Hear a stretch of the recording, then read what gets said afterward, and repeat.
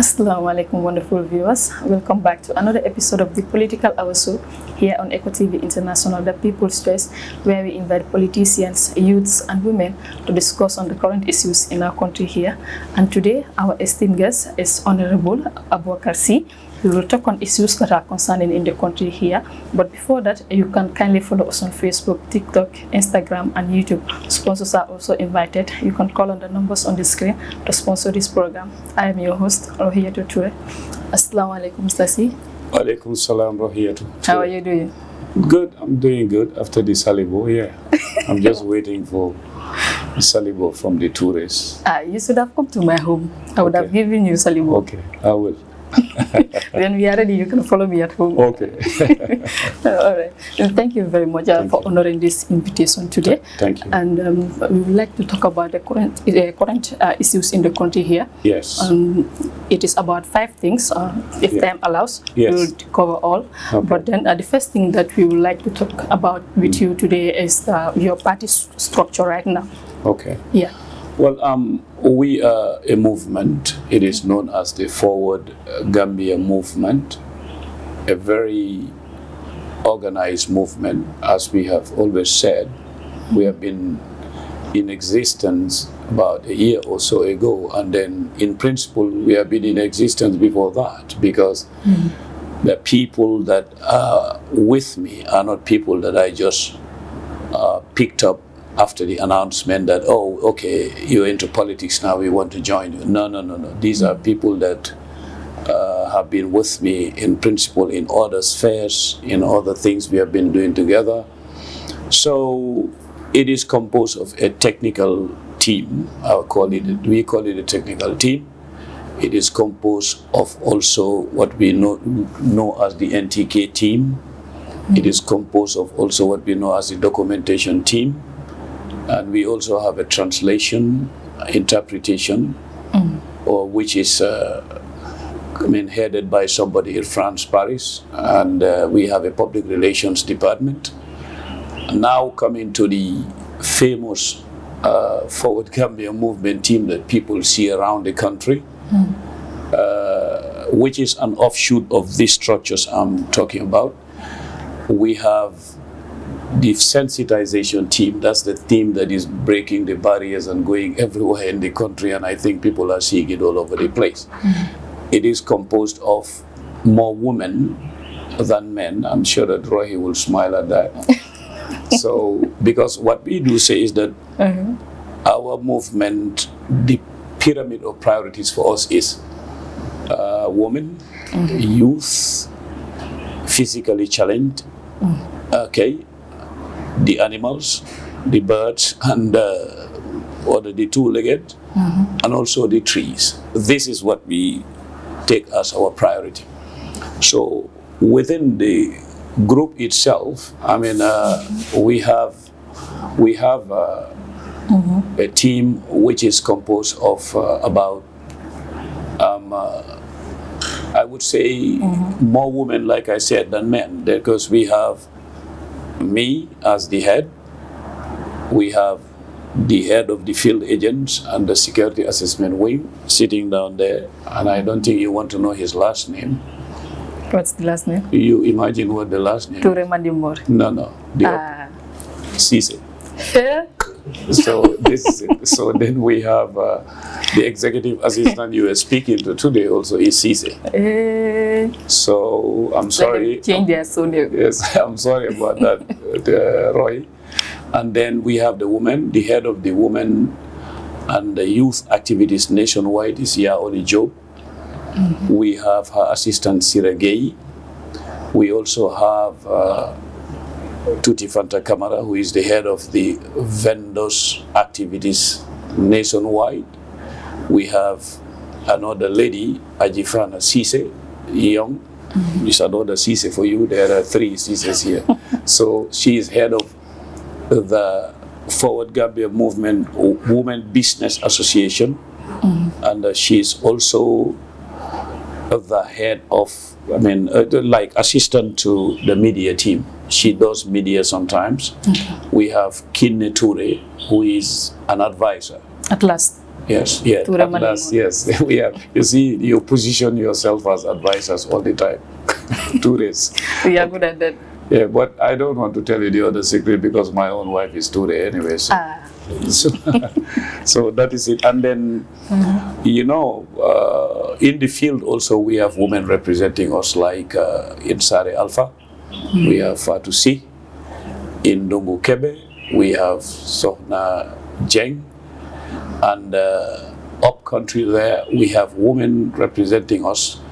You know, sometimes not mentioned in the person's name doesn't mean that they're secondary. It's just the human brain is like that.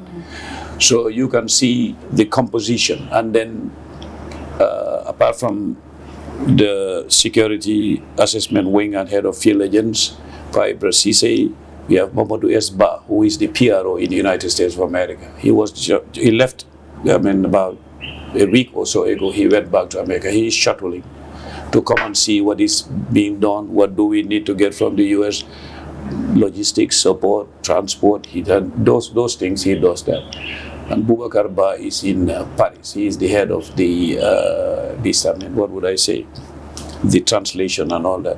Then within the team itself, we have Babukar, Dr. Babukar Baijak Jr. And then I also have Alhaji Jeng, who is right now here. He's an aviation security professional and expert.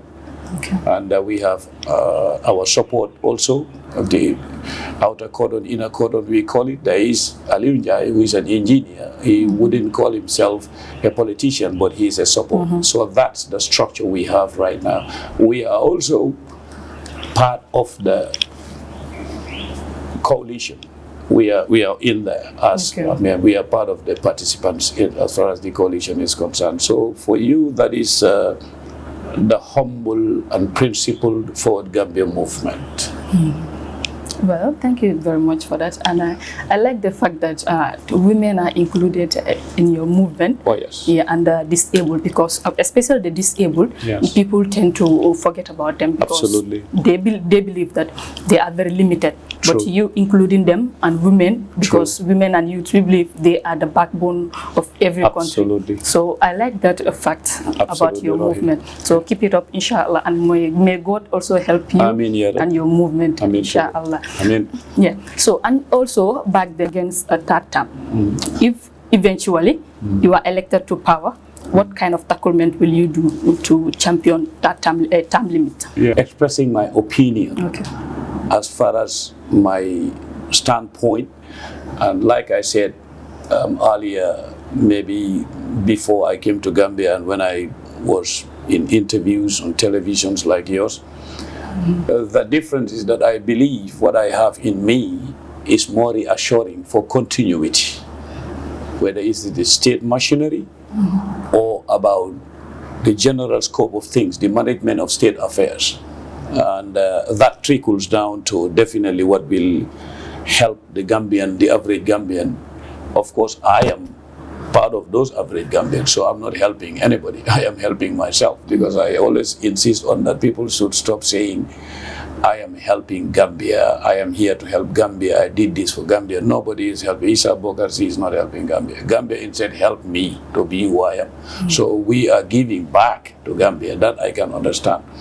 So what I said, and I repeated on this television, Eco TV, by the way, I don't think this is the first time. I'm not a stranger in your house either, right? So what I want to say is the right to express. That is not the law. The law does not bar him from standing for elections, okay?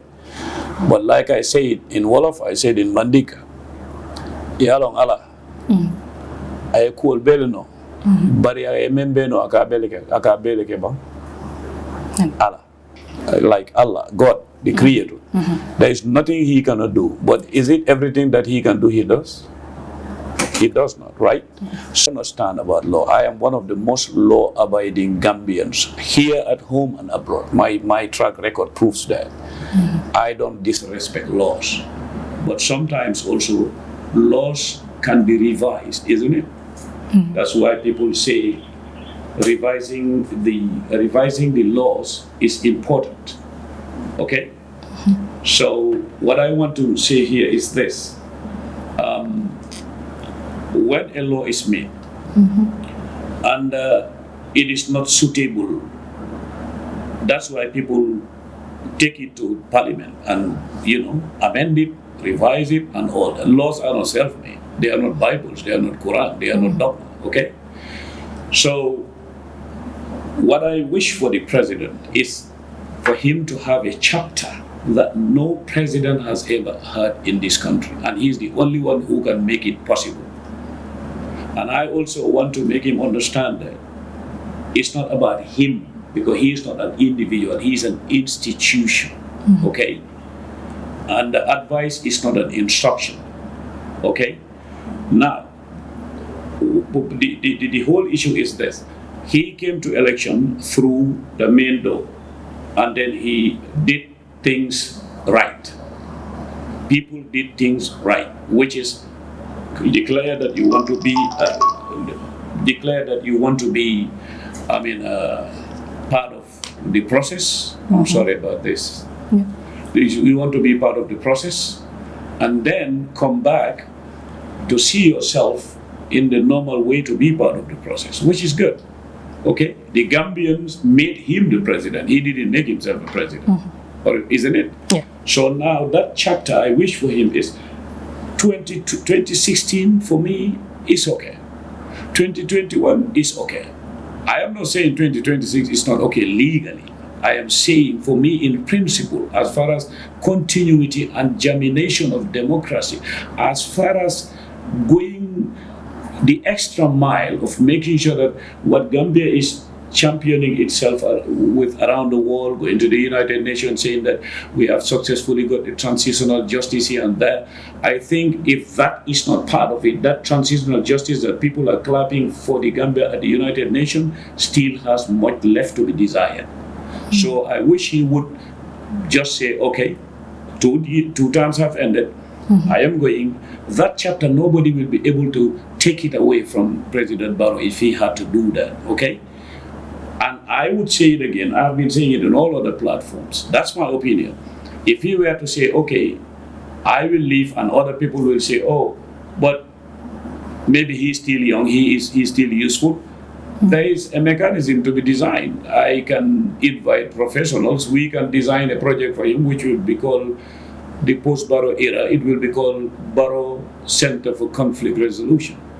If he leads that, he will even be more powerful than the president. Then he would have that chapter. Then he would lead the Barrow Center for Conflict Resolution. Because I am not part of those critics who criticize and don't offer solutions. I'm offering a solution here. Of course, I cannot tell him take it or leave it. I don't talk like that. I'm a diplomat. My wish is he listens and adheres to advice and then does that. Because West Africa is, whether people like it or not, is going towards an era where people of your generation and others would always scorn and frown at somebody who wants to perpetuate themselves on the seat of power. Always.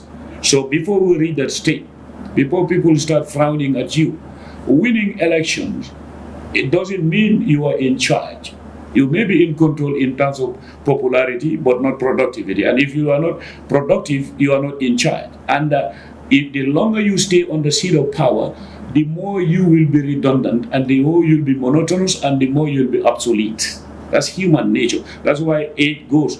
There is a certain age, if you reach it, you are retired, isn't it? There's a certain age, if you reach it, they say, oh, he is senile, he is this, because age is truth.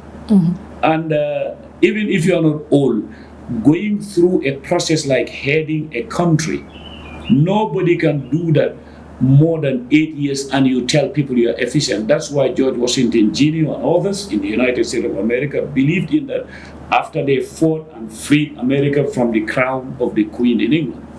They came to George Washington and said, you fought for us, you can just lead. He said, no, we are fighting against kingdom.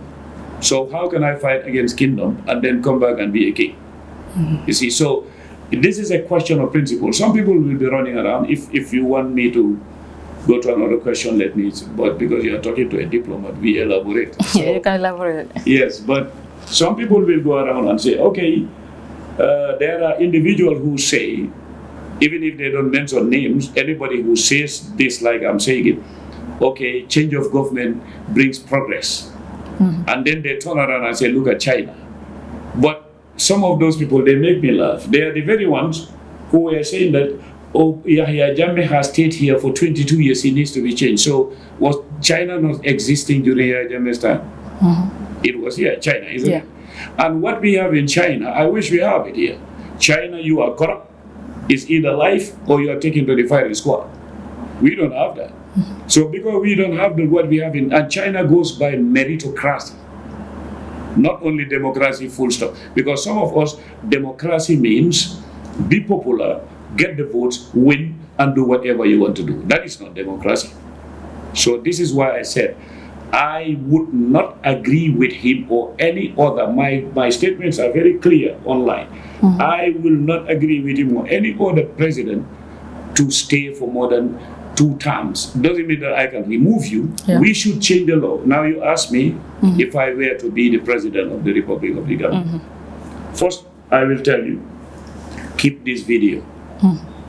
Your video, you and your team, keep the video for reference. If I slip or you see the, don't hesitate, just come out and say, Mr. C, I found you at your residence, Paradise Estate. You are the very one who said that you don't support terms and 4 terms. So even before you hear any hint that I want to do it, organize a press conference. I give you that. I'm not even giving you that green light. Anyway, law gives you that green light. And then tell people that now we should challenge this president before his term ends, whether what he said is going to do that. I can tell you one thing, Rohi. My wish is not to go even beyond 1 term. Because the people who are close to me, these people know me very well. Even with my participation, I would rather prefer just being on my own, participate and then go away. But people believe that with the movement and with my participation in the coalition, it will help more. So I am not the material of somebody who may even want to be a president for a long time. I don't know. I know myself. When I lie on my bed, I know who I am. I don't think I will be able to do that. Because look, you always hear in the Gambia, there are 3 languages I can speak, others I wish I could. In Mandinka Defe, there was a donkilo ako Aiji. Okay? Jawara's time, there was this Riti who said Jawara Jipo. In Fula, it means Aiji. Some people will say Jamme Wacha. These languages, G means down. Okay, why is it that you don't hear that in America? Do you hear that? No. You don't hear that in France. Why? Because something is holding you up. You are riding on something. So the responsibility of running a country, if you really know and you are ready to do it, really ready to do it, nobody will tell you G. They will tell you Ajindi. Because it's too heavy. But it doesn't mean Jindil, like what you are bringing that. If that is carrying you, that's why people will tell you G. Because that's why do I mean by that? What do I mean by that? There are 2 words that people do not understand, and then they tend to believe they understand. Some people will go, they read books, and that, you see, intelligence cannot be a degree. No. Being a genius cannot be a degree could be a tester to show, but there are geniuses who have never been to school. Okay? So, opportunity and responsibility are different, right?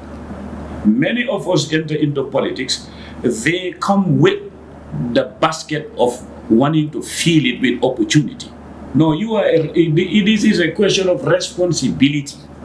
The moment people identify the difference, nobody will tell somebody G. Some of them will come and think that if you go against the government, they don't like us. Yes, they are always talking about what is negative. You see, it's a mindset. What is positive in your mind is drawn from the jar of the slow poison. You know what slow poison is? Praises.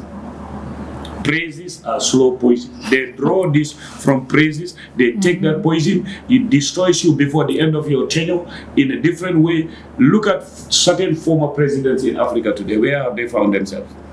And who tells a sitting president that you are different and you are better than them? Then you must be sleeping. Because there are presidents here. let's say the former president of Senegal. Anybody who is running around this country here, Gambia, saying, I built this, will you ever reach even 1/5 of Macky Sall? No. Because I've been to Senegal, but where is Macky Sall? Has anyone of these people, the president or anybody in this government, done far more than Kufuor of Ghana? Have they done more than Addo? Addo is gone, Mahama is back. Have they done more than the predecessor of the current president of Botswana? Of course not. You see, what about the South African presidents after apartheid? Have they changed? What about Egypt and other places? So it's not about I did this. It is a question of the country assigned me to do this. So me, I will not see myself as I'm the only person who is able to lead this country. I will not be that, in fact, that's kind of retarded for me. For you to sit down and say, I am the best in everything, I am the only leader, I'm the best leader, I don't want to say that.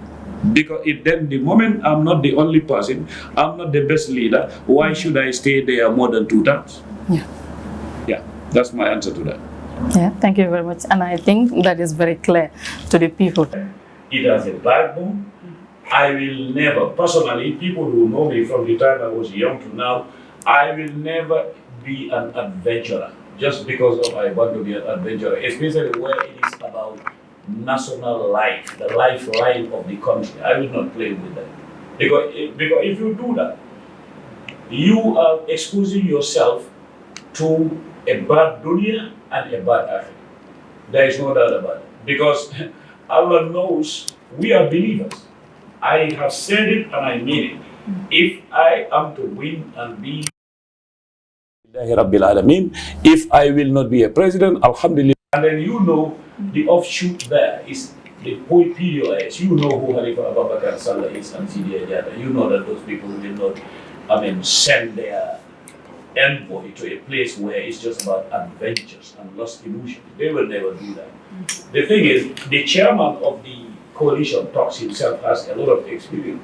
Professor Bokarr, he has experience in that of Kenya, in other places, and then who Professor Lamin Mane is of UDP and all these people. They are there. Dear brother, elder brother, Uncle Larry Sisi and all that. So when you look at the composition, not mentioning, you know who Mama Kande is, okay? And they are, assistants and all that stuff. You know who they are. So these people will never come to be attending a meeting simply because they want to bring coffee. And nobody is going to spend. We are not asking anybody to do anything for the coalition. The coalition members themselves. If it means water, anything, it's them who do it. Nobody is doing anything. The reason why things are kept not to be divulged, it's not about hiding anything. Nobody can hide something that is about politics and all that.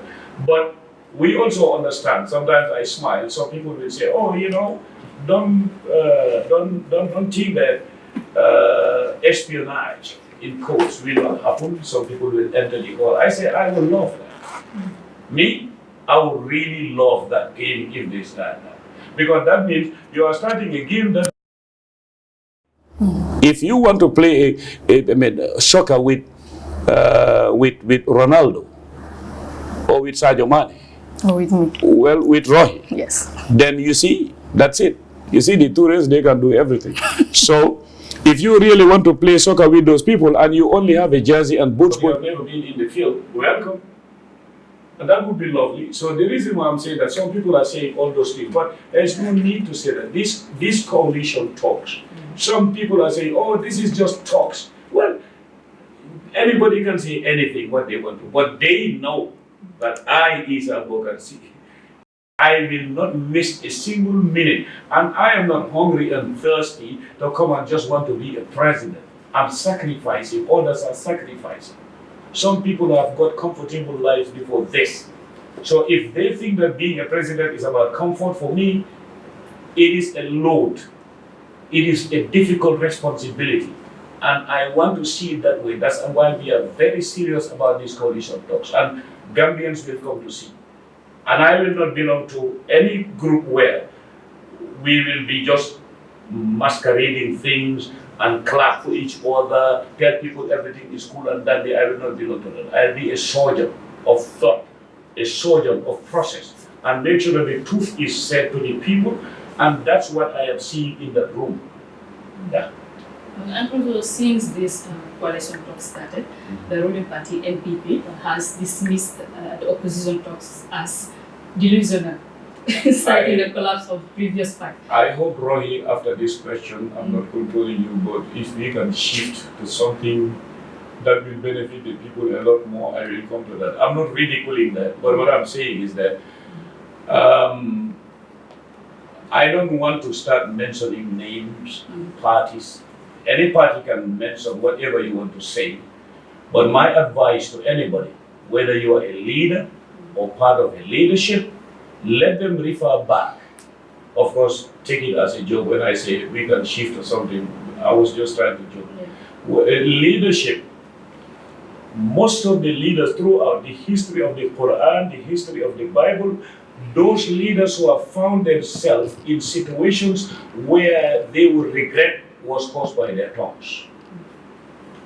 My advice to those people is always guard your tongue and be careful of ridiculing people or trying to ridicule what is not ridiculous. Because if you are trying to ridicule what is not ridiculous, instead.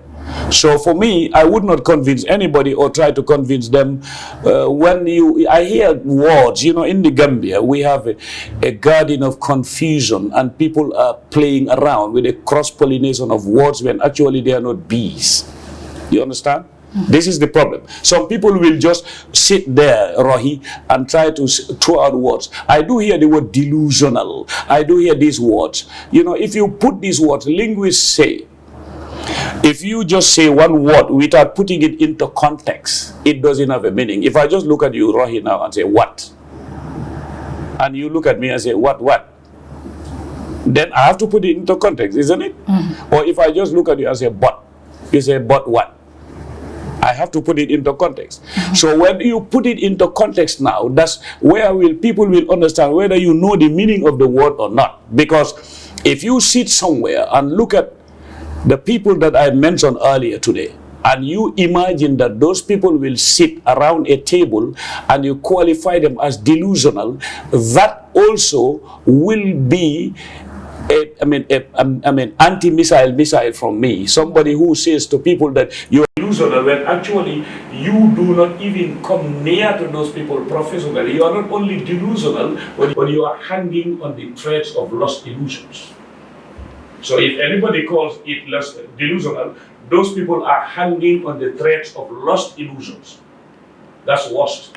Just like the French writer said, les illusions perdues. That's worse than anything you can imagine. So I'm sorry to talk like that. Maybe if you can ask Professor Mane, I don't see him on the class, ask him what is illusion perdu. He will spend 3 hours explaining. He's a professor, be careful. Thank you. Thank you very much for that wonderful explanation. We'll be moving on to the next one about the scandal of the military right now, which is everywhere in the country, and I know you are aware of it. Yes. And I've seen your interview. You mentioned that you know him and his personal assistant too. You know him very well. Yeah. But right now, as the situation is, it is outside. You couldn't know it, and the man has already resigned. Regarding his dignity. Yeah. So do you think it is appropriate of him to resign? Yes, Roy, and when I said I know him, like you said, very well, I know him but not very well, okay? And I know the personal assistant. I haven't met him physically yet, but we have been communicating. And around me, our team has 1 or 2 people, 1 person was trained some of these people. So you can imagine that for Gambia movement doesn't joke. We know what we know. We know the personal assistant. We know the former CDS, professionally and personally. That I can assure you. Now, why am I emphasizing that? It's because of the fact that, why am I emphasizing that? Because of the fact that This is a very delicate case. I mean, Rohi, I agree with you. It is a very serious case. People in Gambia, they like taking everything lightly, but this is not light. And if anybody believes that the head of an army will face allegations to a point where it's so frustrating and heavy on his head, mentally to a point where he will resign, and you think that is nothing, that is something, definitely. And my advice, as I said, is not for anybody else to do it other than an independent, impartial investigator with a team. Okay? We have to complement. And because you see, people who do not know the army coming to advise a head of state is dangerous sometimes. Being called all these titles doesn't mean you know the army. There are people in this country who know the army in and out. They know the deficiencies, they know the frustrations and all that. You cannot use tranquilizer to cure cancer. You have to go to chemotherapy in the surgery so that they will cut the cancer out. So the problem inside the army, counter accusations, walling accusations, pointing fingers at the other, sometimes politicizing things, should not be the answer. The answer should be withdraw from any influence, whether it's from the politicians or the executive or whatever you call it. Let it be led by impartial, independent investigators who definitely have nothing to lose or to gain. As far as, I mean, these kind of things are concerned. Okay?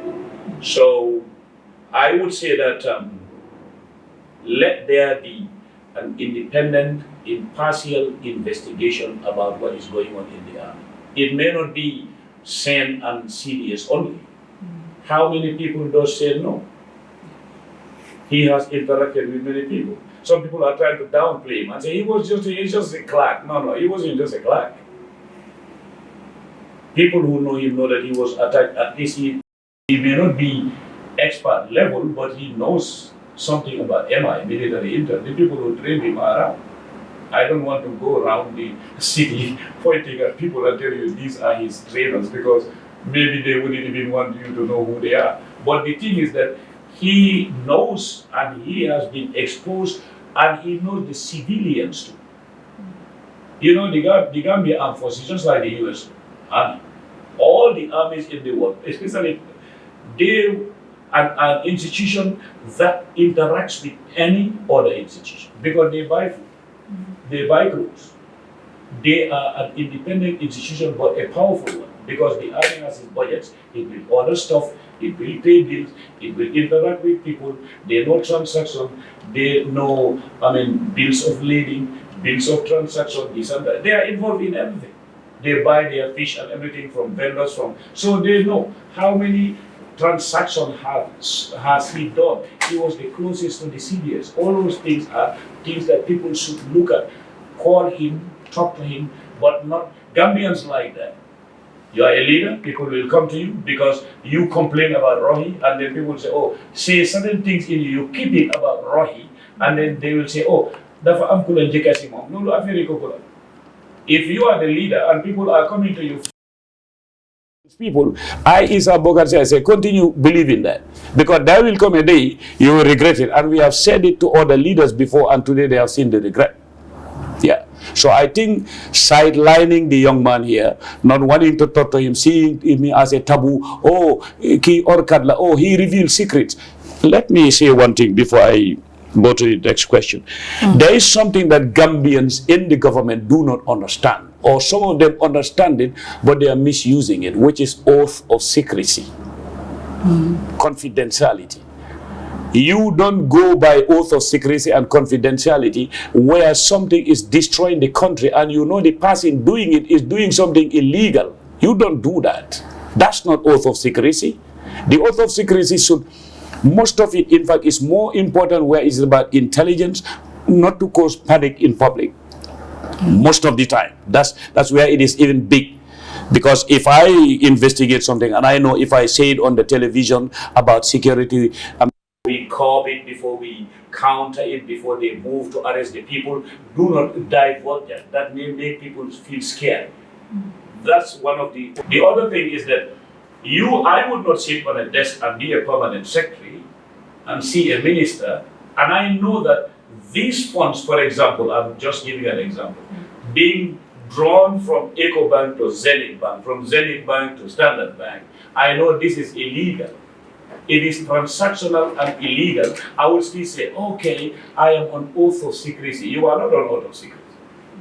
You are on the oath of banditry, not secrecy. No. Because the thing is, you cannot keep that, because that is wrong. A leader who would expect people to cover those things for you, you yourself, now it is no longer oath of secrecy, it's no longer oath of banditry, it's now oath of impunity then. Because it means you are keeping something that will save. When I say leader, I'm not only talking about the president. I'm talking about any person heading an institution. Some of those people, in fact, maybe certain things the president wouldn't know until it goes. That is where the collective responsibility lies on the head of state. Whether it's the sitting one or me tomorrow or somebody else, that is where it lies. Because the other countries concerned, let's say, if one person in the Gambia right now is involved in capital flight going to the bank, siphoning millions outside, and the person under surveillance for 6 months, they will not say anything. Just keep on bringing the money in the United States. My people know how to handle people like that. Just keep on bringing, no problem. Okay? Now, have we seen American government selling properties of leaders from Africa and returning those monies to president or the leaders? Haven't we seen that?